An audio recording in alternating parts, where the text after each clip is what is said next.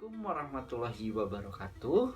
Sampurasun, salam budaya. Alhamdulillahirabbil alamin. Hari ini kita dapat bertemu lagi dengan saya, Bapak Tifan Muhammad Amirullah, pada mata pelajaran seni budaya. Baik, untuk materi kali ini kita akan membahas mengenai jenis-jenis tari.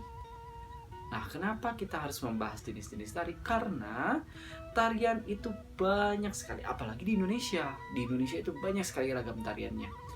Nah, jenis-jenis tari ini ada pembagiannya atau klasifikasinya.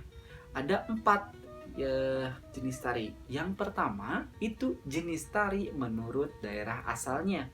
Yang kedua, jenis tari menurut bentuk koreografinya. Yang ketiga, jenis tari menurut fungsinya. Dan yang keempat, jenis tari menurut corak garapannya. Baik, kita akan membahas satu persatu mengenai jenis tari itu. Yang pertama yaitu jenis tari menurut daerah asalnya. Indonesia itu memiliki banyak sekali pulau. Di setiap pulau itu memiliki budayanya masing-masing. Ada 34 provinsi. Nah, di setiap provinsi itu memiliki wilayah lagi. Nah, di wilayahnya itu memiliki budaya-budayanya lagi. Nah, apalagi tariannya. Tariannya sangat banyak sekali. Mulai dari wilayah Sumatera, wilayah Jawa, wilayah Kalimantan, Sulawesi, Bali dan Nusa Tenggara, Maluku, serta Papua. Nah, itu banyak sekali tarian-tarian khasnya. Kita akan bahas yang pertama itu dari daerah Sumatera. Sumatera itu memiliki ciri khas, biasanya pada tarinya itu di kaki atau disebut step. Jadi mengangkat kaki seperti ini. Terus tangan yang cepat. Nah, itu biasanya di daerah Sumatera. Selanjutnya di daerah Jawa itu memiliki ciri khas banyak sekali ragam. Karena di Jawa itu ada beberapa wilayah mulai dari Banten, DKI Jakarta, Jawa Barat, Jawa Tengah, Jawa Timur, Jogja. Nah, itu memiliki ciri khasnya masing-masing. Walaupun satu pulau tetapi memiliki ciri khasnya masing-masing. Contoh, di Jawa Barat itu lebih energik gerakannya. Beda halnya dengan di Jawa Tengah atau di Jogja itu lebih lembut, lebih mengalun. Seperti itu. Tapi tidak menutup kemungkinan di daerah-daerah tersebut juga memiliki tari-tari yang lebih energik. Nah, itu untuk di Jawa. Di Kalimantan itu cenderung lebih ke gerak menirukan alam seperti burung, tumbuhan, sebagainya. Contoh seperti ini. Nah, tuh menirukan burung enggang biasanya untuk Kalimantan. Nah, untuk Sulawesi itu banyak sekali tarian, tetapi banyak yang juga mengalun. Jadi 1, 2 dia cenderung ke feminitas untuk Sulawesi, tapi tergantung daerahnya. Ada yang Toraja kan, ada yang Makassar dan sebagainya. Itu tergantung di daerahnya masing-masing. Tapi ciri khasnya seperti itu biasanya. Lanjut ke Bali. Bali itu biasanya ciri khasnya dari pengangkatan tangan seperti ini, namanya agem. Terus ada mata, ciri khasnya itu pasti di mata. Seledet pong namanya. Jadi 1, 2. Nah, itu Bali. Terus ada Nusa Tenggara, itu ciri khas di kaki. Maluku dan Papua itu biasanya ciri khas di kaki karena memang lebih kekuatannya lebih di kaki untuk di daerah Indonesia bagian timur, karena Indonesia itu terbagi ke dalam 3 wilayah tadi, Indonesia bagian barat, Indonesia bagian tengah, dan Indonesia bagian timur. Baik, itulah jenis tari menurut daerah asalnya. Jadi disesuaikan dengan daerah-daerahnya yang memiliki ciri khas masing-masing. Baik, sekarang kita lanjut ke yang kedua, yaitu jenis tari menurut bentuk koreografinya. Nah, untuk jenis tari bentuk koreografinya dibagi ke dalam 3. Yang pertama ada tari tunggal, yang kedua ada tari kelompok berpasangan, yang ketiga ada tari kelompok atau tari massal. Nah, tari tunggal adalah tari yang ditarikan hanya oleh seorang penari.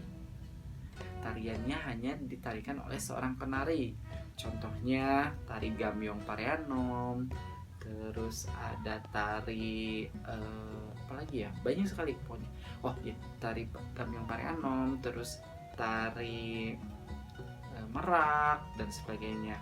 Tapi tidak menutup kemungkinan tarian-tarian itu ditarikan oleh berpasangan atau kelompok, jadi bisa saja. Tetapi itu jenisnya jenis tari tunggal, tapi bisa saja ditarikan oleh berpasangan atau kelompok.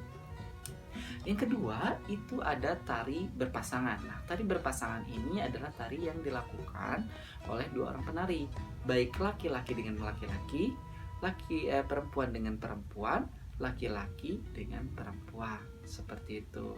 Jadi bisa semuanya, yang penting berpasangan atau berdua. Contoh tarinya ada tari Karonsih dari Jawa Tengah dan ada tari Ketukil Cikuruhan dari Jawa Barat. Nah, lanjut ke yang ketiga, ini ada tari kelompok atau tari massal. Nah, tari ini biasanya ditarikan oleh 3 orang atau lebih. Jadi bisa 3 orang, bisa 4 orang, bisa 5 orang. Nah, ini biasanya barengan kelompok. Contoh tariannya adalah tari Saman dari Aceh atau tari Rantong Gayo, terus ada tari Bedoyo dari Jogja dan sebagainya, seperti itu. Nah, itulah jenis tari menurut bentuk koreografinya. Jadi ada 3, ada tari tunggal, ada tari berpasangan, dan ada tari kelompok. Nah, yang ketiga itu ada tari menurut fungsinya. Yang pertama ada fungsi untuk upacara, yang kedua ada tari sebagai fungsi untuk pergaulan, dan yang ketiga ada tari sebagai fungsi untuk pertunjukan. Nah, kenapa ada tari untuk upacara? Karena biasanya di Indonesia itu masih menganut kepada untuk keagamaannya itu ada keseniannya. Contoh di Bali itu sebelum upacara keagamaan pasti ada tarian-tariannya seperti itu. Terus di Toraja sama, terus di Batak, di Papua juga sama kayak gitu. Jadi ada tari upacara yang berfungsi untuk upacara. Biasanya dengan disuguhkan sesajen, terus doa-doa dan sebagainya yang dipersembahkan untuk sang pencipta, seperti itu. Itu untuk fungsi tari sebagai tari upacara. Nah, biasanya untuk tari upacara juga memiliki makna dan gerakannya serta busana yang digunakan memiliki makna-makna atau arti-arti yang sangat mendalam atau simbol-simbol yang sangat mendalam. Beda halnya dengan yang kedua, yaitu fungsinya untuk pergaulan. Nah, untuk pergaulan itu sebagai bagaimana berkomunikasi dengan penonton, penari dan penonton. Contoh contohnya itu ada tari Tayub dari Jawa Tengah, terus ada ronggeng seperti itu. Jadi berbaur dengan masyarakat. Nah, itu disebut dengan tari pergaulan. Nah, yang ketiga ada tari pertunjukan. Jadi tari pertunjukan itu tari yang ditarikan di atas panggung serta memiliki unsur-unsur pendukung lainnya seperti lighting, terus sound dan sebagainya, seperti itu. Jadi ada latarnya segalanya, terus bentuk penontonnya, tempat duduk penontonnya dan lain-lain. Itulah tari pertunjukan. Nah, jadi di dalam tari menurut fungsinya ada 3. Yang pertama ada tari upacara, yang kedua ada tari upacara, fungsi tari sebagai upacara, yang kedua ada fungsi tari sebagai pergaulan, dan yang ketiga fungsi tari sebagai pertunjukan. Nah, lanjut ke selanjutnya, yaitu jenis tari menurut corak garapannya. Nah, tari menurut corak garapannya ada 2. Ini yang sering kita tahu, ada 2, yaitu tari tradisional dan tari kreasi baru. Ada tari tradisional dan ada tari kreasi baru. Nah, tari tradisional juga dibagi ke dalam 2. Ada tari klasik dan ada tari kerakyatan. Terus untuk tari kreasi baru juga dibagi ke dalam 2. Ada tari modern dan ada tari kontemporer. Nah, kita akan bahas mengenai tari tradisional dulu. Tari tradisional itu dibagi ke dalam 2 tadi. Ada tari klasik dan ada tari kreasi baru.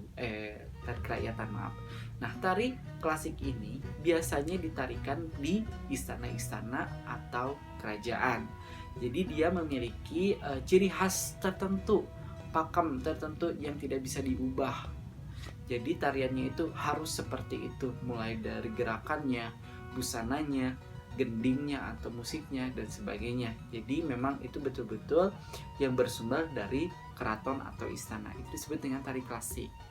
Nah, jika tari kerakyatan itu adalah tari yang diciptakan oleh masyarakat sendiri.